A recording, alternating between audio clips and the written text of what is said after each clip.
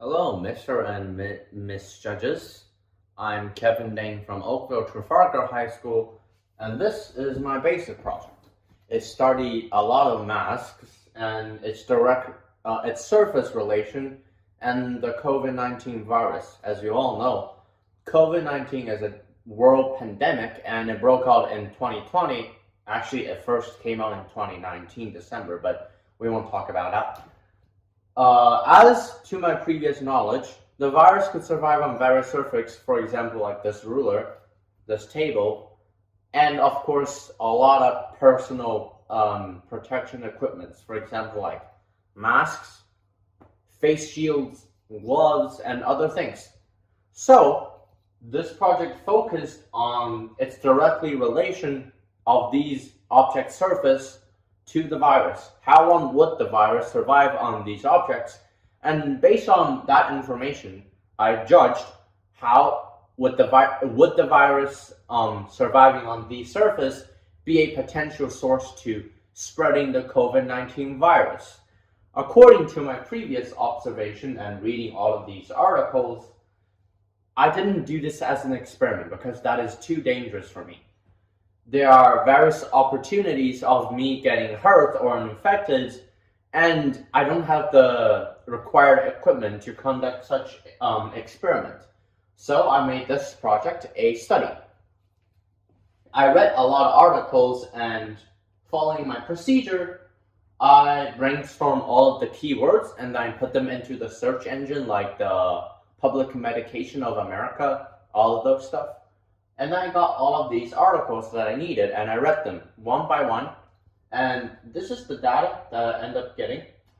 As you can see, I separated the mask into N95 respirator, surgical masks, homemade masks out of cotton, and homemade masks out of cloths. And all of these data are very much different except for surgical masks and N95 respirator. That is potentially because those are very similar in nature. N95 respirator is made out of non-woven polypropylene, and surgical masks are mostly consist of spunbond polypropylene as well as melt-blown polypropylene. Now, judging by all of these data, the virus could survive on N95 and surgical masks to the maximum extent of 21 days. That is the detectable amount. Doesn't really mean that it is infectious, as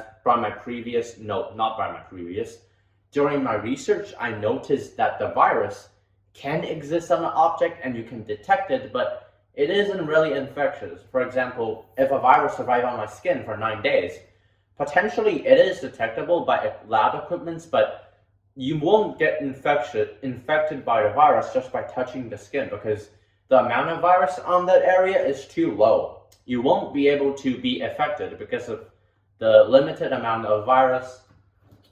And that is partially the reason why many scientists didn't study this sort of area.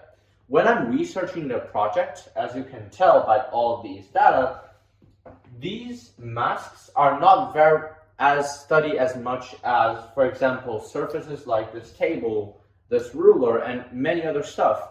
And this is one of the reasons why I get a limited amount of data. And that is partially because you are not going to touch a contaminated personal protection equipment. That is a stupid idea, and there have been no research indicating the likelihood of a person touching such surfaces. So, these personal protection equipment maybe is not that dangerous as I thought it might be.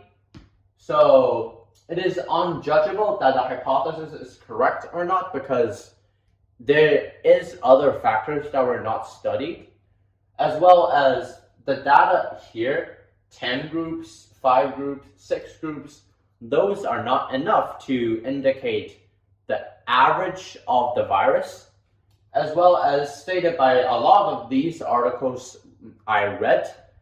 They said that the virus still need to be further studied. So my conclusion stated that the hypothesis is potentially correct or potentially wrong. However, it is still note-taking and noteworthy taking that You should not touch all of these contaminated equipments unless you clean them. And you should maintain a good routine during the coronavirus outbreak.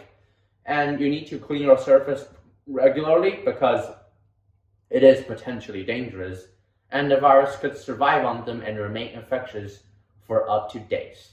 And that will be it for my basic project presentation. Thank you.